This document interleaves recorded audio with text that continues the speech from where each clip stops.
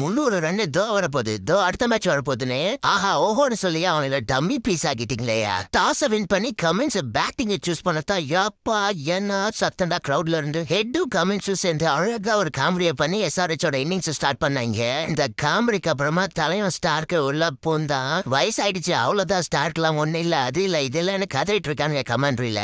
பார்த்தா அந்த ஆள் என்னன்னா வந்து சொருகின்னு இருக்க 5 விக்கெட் எஸ்ஆர்ஹெச் சைட்ல இருந்து விக்கெட்டே போனாலும் அந்த அனிகேத் வர்மா பையன் மட்டும் தனியா கொண்டு போயிட்டு இருந்தா டீம் மொத்தமா முக்கிய 163 ரன் அடிச்சுட்டு ஆல் அவுட் ஆயிட்டாங்க.